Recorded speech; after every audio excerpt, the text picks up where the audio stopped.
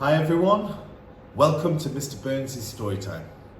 Today we're going to read chapter 13 of The Witches, written by Roald Dahl and illustrated by Quentin. This chapter is called Bruno. I peeped around the leg of the chair and watched the hundreds of witches' feet walking out through the doors of the ballroom. When they had all gone and the place was absolutely silent, I began to move cautiously about on the floor. Suddenly, I remembered Bruno. He must surely be around here somewhere too. "Bruno!" I called out. I wasn't seriously expecting that I would be able to speak at all now that I'd become a mouse, so I got the shock of my life when I heard my own voice, my own perfectly normal, rather loud voice coming out of the tiny mouth.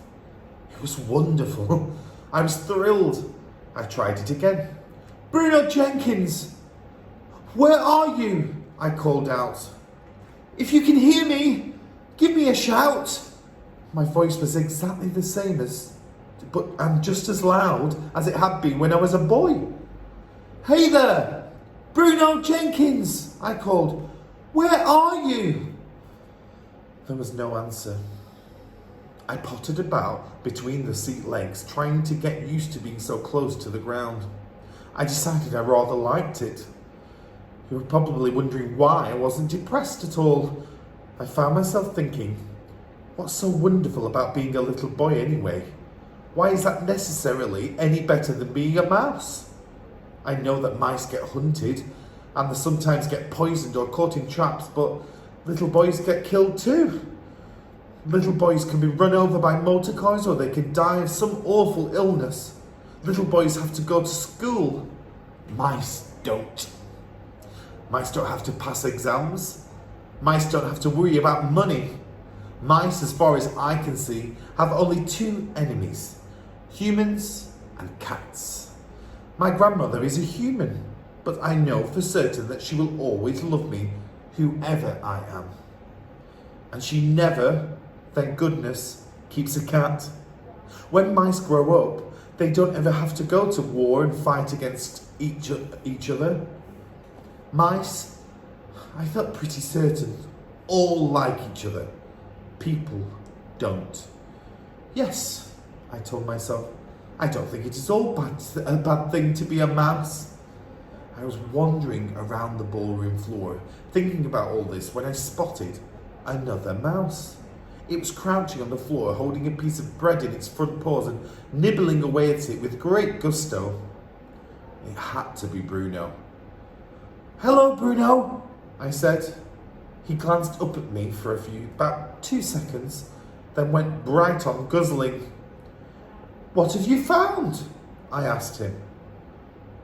"One of them dropped it," he answered. "It's a fish paste sandwich. Pretty good." He too spoke with a perfectly normal voice. One would have expected that a mouse, if it was going to talk at all, would do so with the smallest and squeakiest voice you could imagine.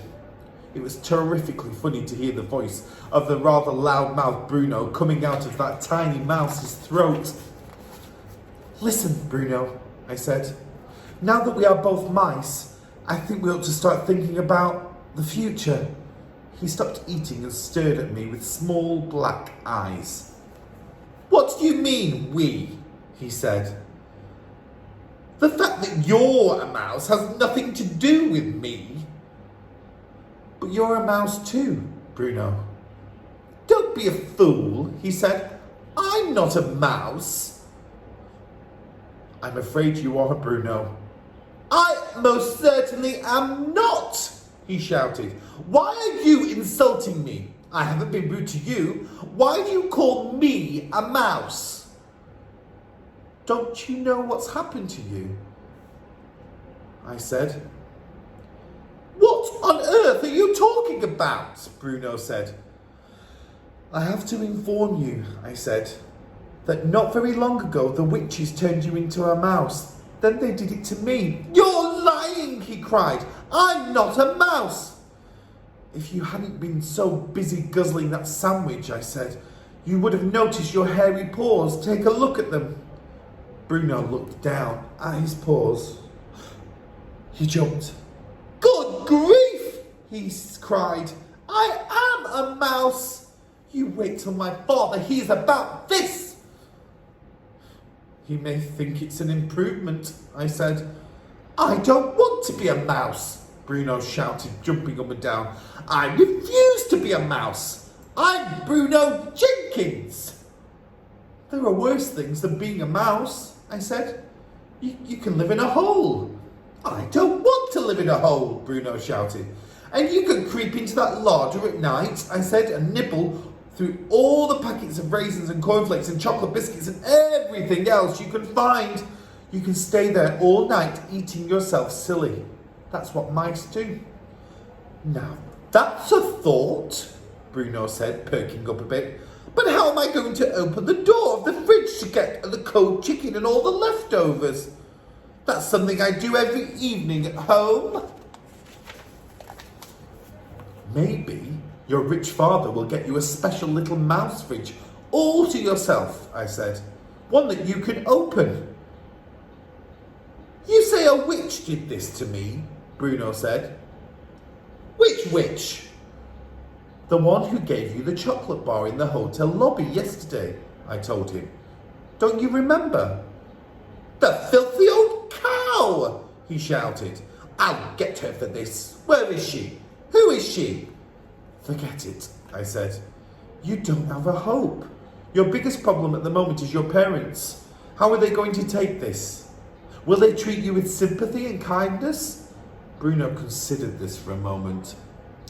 "I think," he said, "that my father is going to be a bit put out." "And your mother?" "She's terrified of mice," Bruno said. "Then you've got a problem, haven't you?" "Why only me?" he said. "What about you?" "My grandmother will understand perfectly," I said. "She knows all about witches." Bruno took another bite of his sandwich. "What do you suggest?" he said. "I suggest we both, first of all, go and consult my grandmother," I said. "She'll know exactly what to do." I moved towards the doors, which were standing open.